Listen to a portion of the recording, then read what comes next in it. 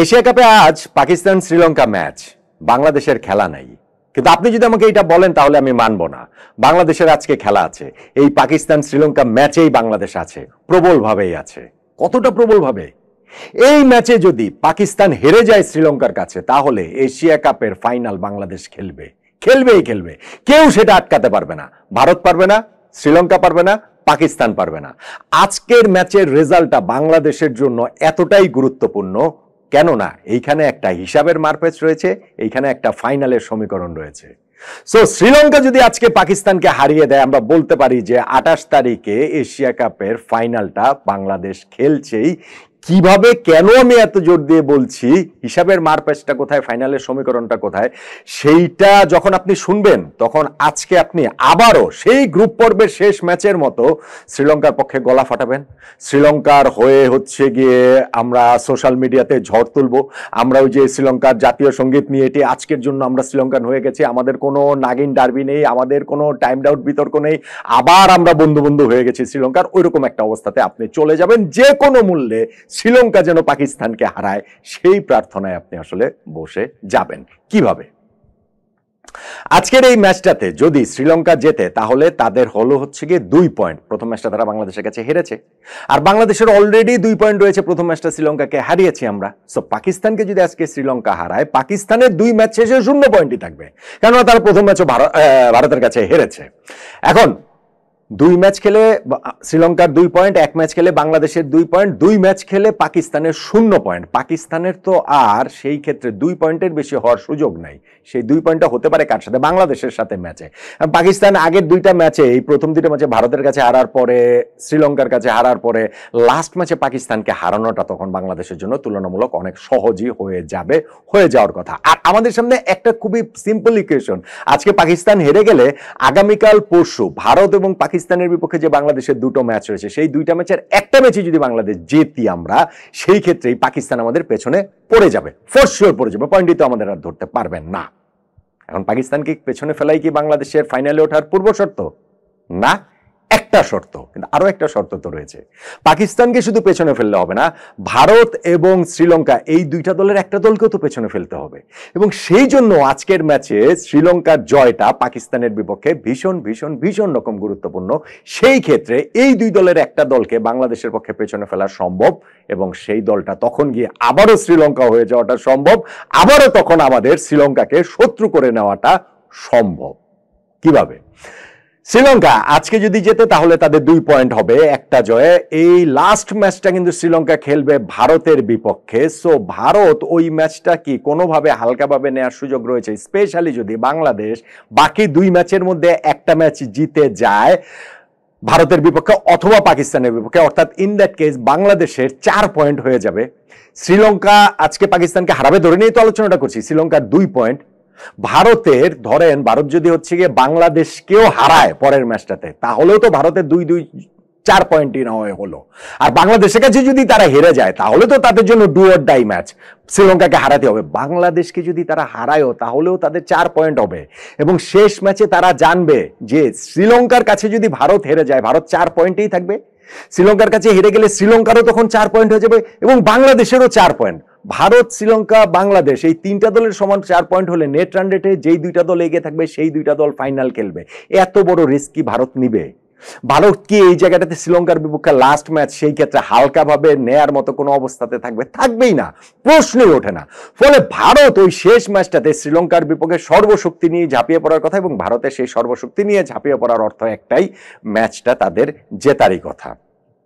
তাহলে শ্রীলঙ্কা তো যেই 2 পয়েন্ট আছে, সেই 2 পয়েন্টে পাকিস্তানের বিপক্ষে আছে জিতলে সেই 2 পয়েন্টে থাকবে। তারা ভারতের কাছে হেরে যদি যায়, বাংলাদেশের 2 পয়েন্টের সঙ্গে যদি আমরা বাকি 2 ম্যাচের একটা জিতে পারি, স্পেশালি পাকিস্তানকে টার্গেট করে যদি সেইটা আমরা জিততে পারি, ভারতের সঙ্গে জিতলে তো খুবই ভালো, তখন তো ভারতও উল্টা মানে আরো বেশি বাটে পড়ে যাবে, চাপে পড়ে যাবে। সো সেই ক্ষেত্রেও বাংলাদেশের ফাইনাল খেলাটা আসলে একেবারে নিশ্চিত আমি দেখতে পাচ্ছি, একেবারে ক্লিয়ারলি আজকের ম্যাচটাতে। তাই শ্রীলঙ্কার জয় পাকিস্তানের বিপক্ষে, সেইটা বাংলাদেশের জন্য ভীষণ ভীষণ ভীষণ রকম গুরুত্বপূর্ণ। এখন ধরেন আজকে শ্রীলঙ্কা আজকে জিতলো পাকিস্তানের বিপক্ষে, কিন্তু বাংলাদেশ আমাদের যে 2টা ম্যাচ রয়েছে, কালকে ভারতের বিপক্ষে, পরশুদিন পাকিস্তানের বিপক্ষে, এই 2টা ম্যাচেই ধরেন আমরা হেরে গেলাম। আমরা যদি ওই 2টা ম্যাচেই হেরে যাই, সেই ক্ষেত্রে কি আমরা ফাইনাল খেলতে পারবো? আমি এই জায়গাটাতেও দেখতে পাচ্ছি বাংলাদেশ খেলতে পারবে ফাইনাল, এবং আজকের ম্যাচের এই রেজাল্টটা যদি হয়, কিভাবে সেটা হবে? ধরেন বাংলাদেশ যদি পরের দুইটা ম্যাচে হেরে যায়, আমরা আসলে 2 পয়েন্টেই থাকলাম, রাইট? পাকিস্তান তো আজকে হেরে যাবে সেটা নিয়ে আলোচনা করছি। পাকিস্তান লাস্ট ম্যাচে সেক্ষেত্রে বাংলাদেশ হারালো, পাকিস্তানেরও 2 পয়েন্ট হলো। আর শ্রীলঙ্কা আজকে জিতলে তাদের 2 পয়েন্ট হবে, তারা তো আর লাস্ট ম্যাচ ভারতের বিপক্ষে জিতবে না। ইন দ্যাট সেন্স আমি বলছি যে ভারত ফাইনালে ওঠার আগে নিশ্চিতভাবেই তারা হালকাভাবে নিবে না, বা সম্ভাব্য এক ফাইনালিস্টের এগেনস্টে হেরে তারা ফাইনাল খেলতে চাইবে না। হ্যাঁ, গত এশিয়া কাপের কথা যদি আপনি বলেন, লাস্ট ম্যাচটা বাংলাদেশের বিপক্ষে ভারত কিন্তু হচ্ছে গিয়ে তাদের রিজার্ভ বেঞ্চের অনেকে নিয়ে খেলেছিল এবং তারা হেরে গিয়েছিল, কিন্তু সেই ম্যাচটাতে তো বাংলাদেশ তখন অলরেডি এশিয়া কাপ থেকে আউট হয়ে গিয়েছে। শ্রীলঙ্কা যে ইকুয়েশনের কথা আমি বলছি, তখন ওই ভারতের বিপক্ষে যে ম্যাচটা খেলবে 26 তারিখ, ততক্ষণে তো তারা ইকুয়েশন থেকে আউট হবে না। সো ভারতের এখানে শ্রীলঙ্কাকে হালকাভাবে নেওয়ার কোনো কারণই নেই, ভারত সর্বশক্তি দিয়ে ঝাঁপাবে, এবং সেই ক্ষেত্রে শ্রীলঙ্কার বিপক্ষে যদি তারা জিতে যায়, তখন ভারতের হয়ে যাবে হচ্ছে গিয়ে 3 ম্যাচে 3 জয়ে 6 পয়েন্ট।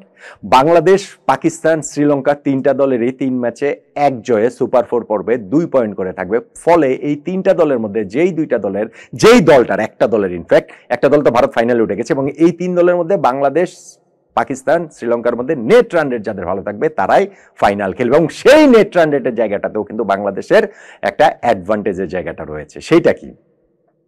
দেখেন, প্রথম ম্যাচে আমরা শ্রীলঙ্কার বিপক্ষে জিতেছি, জেতার পরে আমাদের এই মুহূর্তে নেট রান রেট +0.121, শ্রীলঙ্কার নেট রান রেট -0.121।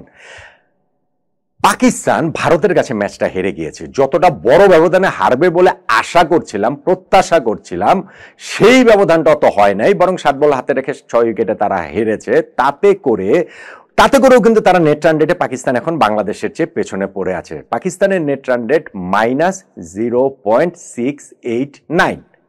এখন বাকি 2 ম্যাচে বাংলাদেশ হারবে, বাকি 2 ম্যাচের মধ্যে তো আজকে শ্রীলঙ্কা জিতলো, লাস্ট ম্যাচে শ্রীলঙ্কা ধরছে হচ্ছে গিয়ে ভারতের কাছে হেরে যাবে, পাকিস্তানের এখানটাতে হচ্ছে গিয়ে শ্রীলঙ্কার কাছে আজকে হারবে। সো নেট রান রেটের ওই ইকুয়েশন মিলিয়ে বাংলাদেশ এখন যেমন একটুখানি সুবিধাজনক অবস্থানে রয়েছে, সেই সুবিধাজনক অবস্থানেই তো বাংলাদেশের আসলে থাকার কথা। শ্রীলঙ্কা আমাদের চেয়ে পিছিয়ে আছে, সেইটাকে কাভার করে তারা কতটুকু এগিয়ে যেতে পারবে এই ম্যাচে, আবার লাস্ট ম্যাচে তারা ভারতের কাছে হারলে তো আবার আরো অনেকখানি পিছিয়ে যাবে। পাকিস্তান অলরেডি আমাদের চেয়ে হচ্ছে গিয়ে তারা মানে পিছিয়ে আছে, সেই ক্ষেত্রে আজকে শ্রীলঙ্কার কাছে হেরলে তারা আরো পিছিয়ে যাবে। বাংলাদেশের বিপক্ষে একটা জয় দিয়ে কি নেট রান রেটের এটা কভার করা সম্ভব নাকি? আবার বাংলাদেশ আগামী 2টা ম্যাচে যদি এই হিসাবে যদি হেরে যায়, আমাদের নেট রান রেট হিট খাবে, আমাদের নেট রান রেট খারাপ হবে, কিন্তু সেইটা তো কত খারাপ হবে যেই জায়গাটাতে আমরা আসলে এই 3 দলের মধ্যেই থাকতে পারবো না। আমার কাছে তাই মনে হয় যে অবভিয়াসলি গ্রুপ পর্বের যেই শেষ ম্যাচটা আমাদের ছিল, তখন আমাদের হাতে আর কিছুই ছিল না। ওই ম্যাচটাতে আমাদের আসলে ওই ফিক্সচারের কারণেই ওয়েট করতে হয়েছে যে শ্রীলঙ্কা আফগানিস্তান ম্যাচের রেজাল্টটা কি হয়। কিন্তু আজকের ম্যাচের পরেও কিন্তু আমাদের হাতে আরো 2টা ম্যাচ থাকবে। বাংলাদেশের কালকে ভারতের বিপক্ষে ম্যাচ রয়েছে, পরশু পাকিস্তানের বিপক্ষে ম্যাচ রয়েছে, এবং তারপরে গিয়ে হয়তো বা লাস্ট ম্যাচে আমাদের আবার ওই ওয়েট করতে হবে ভারত এবং শ্রীলঙ্কা ম্যাচের রেজাল্টটা কি হয় তার উপরে। আমাদের ভাগ্য এখনো আমাদের হাতে সার্টেনলি রয়েছে। এখন অন্য দল যে যাই করুক, আমরা 3টা ম্যাচ জিতলে তো আমরা ফাইনাল খেলবো, কিন্তু আমি যে আলোচনাটা করছিলাম যে আজকে যদি পাকিস্তান হেরে যায় শ্রীলঙ্কার কাছে, সেই ক্ষেত্রে বাকি 2 ম্যাচ বা এই টুর্নামেন্টে সুপার 4-এর বাকি ম্যাচগুলোর হিসাব করলে বাংলাদেশের পক্ষে ফাইনাল খেলাটা আমি দেখতে পাচ্ছি যে আসলে সম্ভব, খুবই সম্ভব, ভীষণ রকম সম্ভব, এবং সেইটা পয়েন্টের ব্যবধানে এগিয়ে থেকেই সেটা সম্ভব। তা না হলেও নেট রান রেটে বাংলাদেশ আসলে ফাইনালটা খেলে ফেলবে। সো আপনারা তৈরি হয়ে যান, আপনারা রেডি হয়ে যান। গ্রুপ পর্বের শেষ ম্যাচটাতে আফগানিস্তানের বিপক্ষে যেইভাবে শ্রীলঙ্কার পক্ষে আমরা গলা ফাটিয়েছি, শ্রীলঙ্কার ওই জয়টা যেমন আমাদের জন্য প্রয়োজন ছিল সুপার 4-এ ওঠার ক্ষেত্রে, আজকেও শ্রীলঙ্কার সেই জয়টা বাংলাদেশের ফাইনালে ওঠার ক্ষেত্রে ভীষণ বড় প্রভাবকের ভূমিকা পালন করতে পারে। আজকের ম্যাচে শ্রীলঙ্কা যদি জেতে পাকিস্তানের বিপক্ষে, আমি দেখতে পাচ্ছি 28 তারিখে এশিয়া কাপের ফাইনাল বাংলাদেশ খেলবেই প্রবাবলি ভারত পাকিস্তান 2 দলের কোনো একটা দলের বিপক্ষে অন্ততপক্ষে জয় নিয়েই বাংলাদেশ এশিয়া কাপের ফাইনাল খেলবে। তখন তার আগে আজকের ম্যাচটাতে পাকিস্তানের পরাজয়টা খুব দরকার, শ্রীলঙ্কার জয়টা খুব দরকার। শ্রীলঙ্কার পক্ষে আজকে আমাদের গলা ফাটানোটা দরকার। জিতবেন আজকে শ্রীলঙ্কা আজকে বাংলাদেশের বন্ধু, বাংলাদেশের